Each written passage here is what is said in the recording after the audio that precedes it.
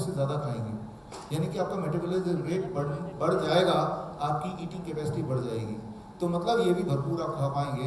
Lunch और dinner के लिए जब भी आप बैठेंगे तब प्लेट 1 पहले खाएंगे लंच में, और डिनर में भी उसके बाद प्लेट 2 खाएंगे साथ ही साथ, राइट। तो ये है स्टेप 2, राइट। 7 साल पहले ये फिनिश कर लिया, अब इमीडिएटली बाद ये फिनिश कर लिया।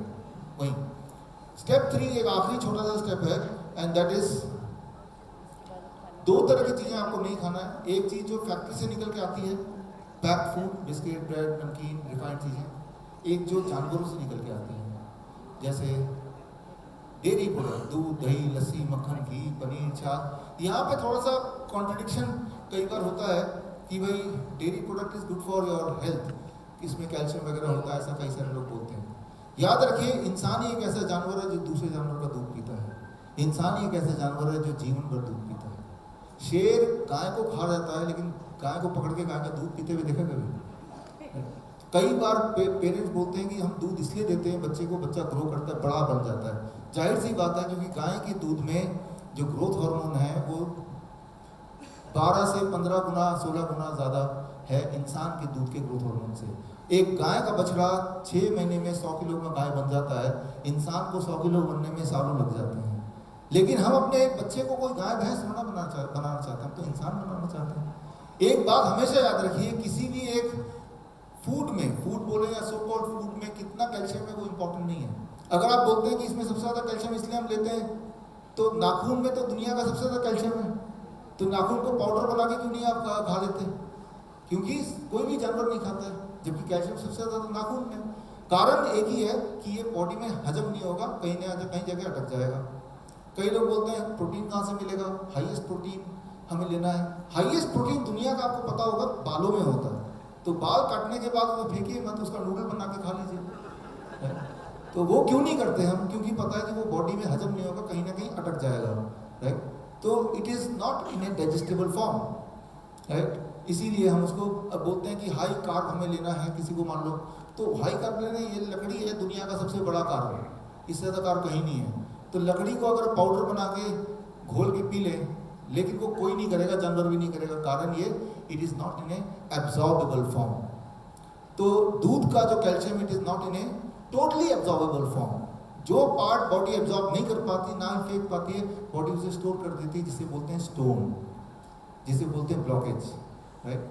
तो मेरे बोलने पे बाकी कोई नियम ना मान के सिर्फ डेयरी प्रोडक्ट को 15 दिन के लिए छोड़ के देखिए, उसी से आपको रिलीफ मिलना शुरू हो जाएगा, खासतौर पे बॉडी के pain and blood sugar level, उसी एक चीज़ से। लेकिन मैं ये बोल रहा हूँ कि उनको पूरी तरह छोड़ना है एनिमल फूड को। Anything comes out of animal, sprouts हैं, नट्स हैं, एज ए स्नैक्स ले सकते हैं मुट्ठी भर रोज। फ्रूट्स हैं 12 बजे के बाद भी खा सकते हैं, 6 बजे तक। धूप 40 minute, if not 40 minute, 14 minute, 15 minute.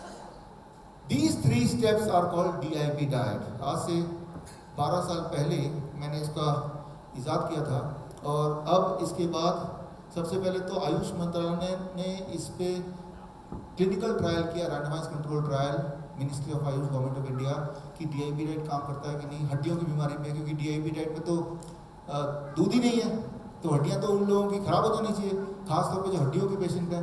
DIP diet को, यानी कि डेयरी माइनस करने के बाद जो डाइट मैंने बताया, वो जब पेशेंट को दिया जो हड्डियों के बीमार पेशेंट हैं, तो ये देखा गया कि उनकी हड्डियां मजबूत हो गई। ये क्लिनिकल ट्रायल है, वो भी आयुष मिनिस्ट्री का।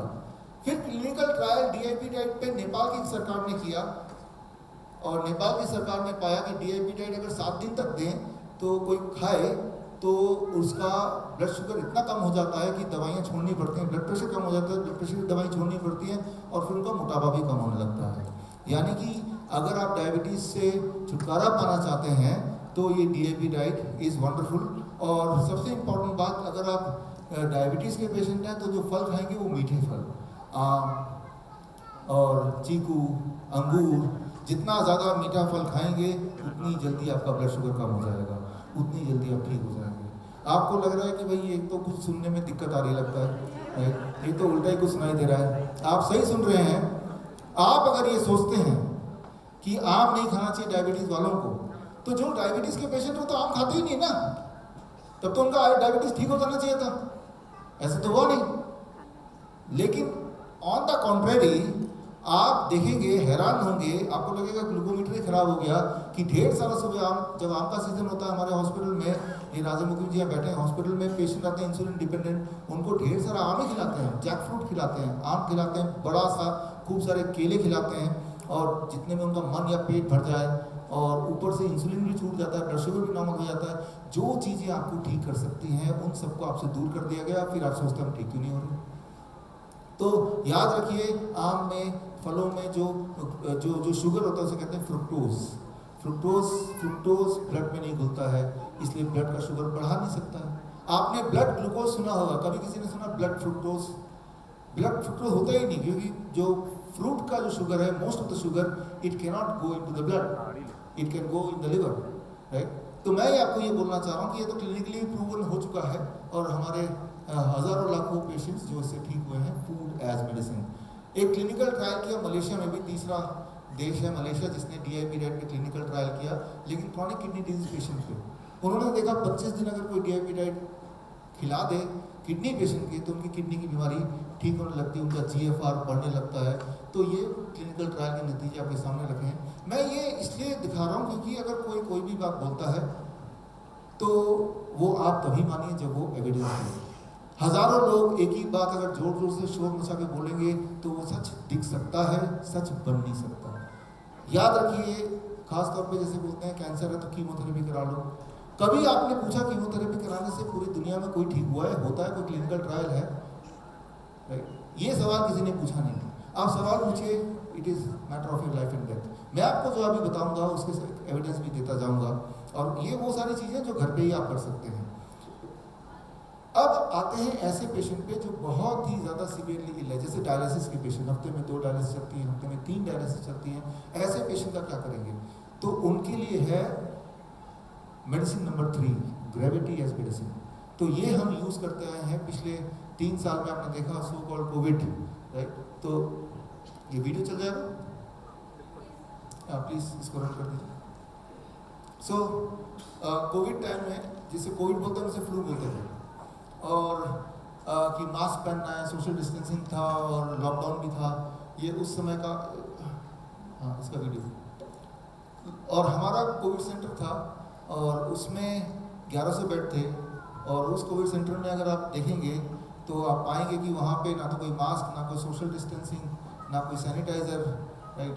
और 60,000 पेशेंट्स टोटल हमने थ्रू फोन और जो फिजिकली आए उनको ठीक किया। एक की भी डेथ नहीं हुई, नॉट अ सिंगल डेथ, 60,000 में से। और उनमें से 33% वो थे जो सीवियरली इल, जो ऑक्सीजन सिलेंडर लगा के ही आते थे हमारे पास। ऑक्सीजन सिलेंडर लगा के आने का कारण ये था कि पहली बात तो ये थी कि हमारे कैंप में जो हमारा सेंटर था वो फ्री था, और जो ऐसे पेशेंट, अहमदनगर सेंटर की बात कर रहा हूँ मैं, ऐसे पेशेंट्स, उसी का वीडियो भी है यहाँ पे, जो किसी और हॉस्पिटल में थे और डॉक्टर ने बोल दिया आप तो ऑक्सीजन सिलेंडर से बात नहीं बन रही, वेंटिलेटर में जाना पड़ेगा, पेशेंट के पास पैसा नहीं है, तब उसी हालत में उठा के हमारे सेंटर में जाके भर्ती करा देते थे। तो ऐसे पेशेंट भी थे और उनको भी हमने मरने नहीं दिया। यहाँ हमने यूज़ किया the third medicine, gravity as medicine, right. तो ये मेडिसिन बड़ा ही पावरफुल मेडिसिन है। इस मेडिसिन को थोड़ा सा मैं आपको समझा देता हूँ कैसे करते हैं। हमारे हॉस्पिटल में एम्बुलेंस रुकी और पेशेंट में ऑक्सीजन सिलेंडर लगा हुआ है। अब ऑक्सीजन सिलेंडर क्यों लगा हुआ है, सोचने वाली बात है। इतना तो ऑक्सीजन है यहाँ पे, है ना, तो उसके बुक में क्यों नहीं जा रहा? एक सिलेंडर लगाने की जरूरत क्यों पड़ रही है, तभी क्यों जा रहा है? ये बात को मैं समझाना चाहता हूँ। Gravity as medicine, gravity as medicine क्या है? जैसे आप बैठे हैं, मैं बैठा हूँ इस वक्त, तो ब्लड को हार्ट ऊपर खींच रहा है और ब्लड को ग्रेविटी नीचे खींच रही है। इन दोनों के बीच का बैलेंस, हार्ट ऊपर खींच रहा है, ग्रेविटी नीचे, दोनों के बीच का जो बैलेंस है, दैट बैलेंस का मेंटेन होना ही लाइफ है, तभी हम जिंदा हैं। जो जिनका हार्ट कमजोर होता है, धीरे धीरे वो ग्रेविटी से हारती रहती है, यानी कि धीरे धीरे बॉडी का फ्लूइड पैरों में इकट्ठा होने लगता है। इसे कहते हैं क्रॉनिक किडनी डिजीज। जिस तरह से आप अभी यहाँ बैठे हैं, वो वाले पेशेंट अगर ऐसे बैठेंगे जैसे मैं बैठा हूँ, जैसे आप बैठे हैं, तो कुछ देर में उनके पैर सूजने लगेंगे, बड़े होने लगेंगे। तो जिसको हम फॉर ग्रांटेड लेते हैं उनके लिए वो एक चैलेंज है। तो यानी कि वो क्रॉनिक किडनी डिजीज पेशेंट है। तो आपको ये समझना है कि ग्रेविटी का एक बॉडी में एक असर है, राइट। और ये असर कब खत्म होता है? ये असर खत्म होता है जब आप स्पेस में चले जाएं। एशिया के पहले स्पेस में जाने वाले फैम थुअन, वो मेरे मित्र हैं, वियतनाम के हैं, first Asian to go on space, right. वो बताते हैं, उन्होंने इसी पे रिसर्च किया, वो बताते हैं स्पेस में जब जाएंगे तो ग्रेविटी तो होगी नहीं, तो एक ही प्रेशर होगा हार्ट का, राइट। तो ऐसे में ज़्यादा दिन वहाँ रहेंगे तो आपका हीमोग्लोबिन कम होने लगेगा, ज़्यादा दिन रहेंगे तो आप कमज़ोर होने लगेंगे। यानी कि ग्रेविटी का इंपॉर्टेंट रोल है, राइट। वो अगर ग्रेविटी हट जाएगी तो भी बीमार पड़ेंगे, ग्रेविटी हावी हो जाएगी तो भी बीमार पड़ेंगे। इसका बैलेंस मेंटेन किया हुआ है अपनी बॉडी ने, तो हम जिंदा भी हैं और हेल्दी भी हैं। यही ग्रेविटी को हम यूज़ कर सकते हैं पेशेंट के इलाज के लिए, और यही हमने यूज़ किया था उस कोविड सेंटर में, हमारे फ्लू सेंटर में। और कैसे यूज़ किया था वो मैं आपको अभी डेमोन्स्ट्रेट कर रहा हूँ। अब देखिए, मैं ऐसे बैठा हूँ लाइक दिस, आप भी ऐसे बैठे। आपने देखा होगा कि जो उस समय के पेशेंट्स थे कोविड के, जिनको ऑक्सीजन सिलेंडर लगे हुए थे, कई बार विजुअल थे, कार में बैठे हैं पेशेंट, ऐसे ऑक्सीजन के लिए तड़प रहे हैं, सांस नहीं ले पा रहे हैं और मुंह में ऑक्सीजन सिलेंडर सा लगा हुआ है। आपने गौर किया? ऐसे विजुअल्स थे। इस वक्त आप सब सांस ले पा रहे हैं ऐसे करके। अभी ऐसे बैठ के देखिए, एक पल के लिए आपकी सांसें इसी वक्त रुक जाएंगी। Try to do it right now, right. आपने ये जो पोस्चर किया, इन दिस पोस्चर, अब आपको महसूस होगा आपको सांस लेने में तकलीफ हो रही होगी अच्छी खासी, राइट। तो अब हुआ क्या, जैसे ही आपने पोस्चर चेंज किया, यही वाला पोस्चर आपने देखा होगा कि कार में पीछे पेशेंट बैठा हुआ है, हताश ऐसे बैठा हुआ है, ऑक्सीजन की कोई खोज कर रहा है और वो सांस नहीं ले पा रहा है, उसका ऑक्सीजन SpO2 गिरता जा रहा है, ऑक्सीमीटर में रीडिंग 60-50 ऐसे आती जा रही है। एक भयानक सीन था।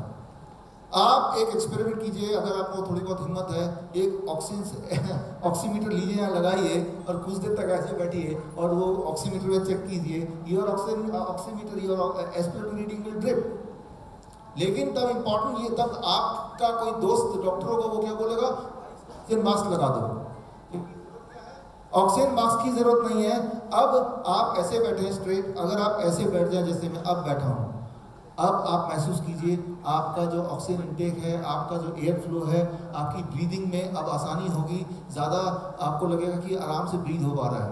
याद रखिए कि जब मैं ऐसे बैठा हूँ तो heart is on the top, lung is under this, तो लंग की कैपेसिटी 20% कम हो गई।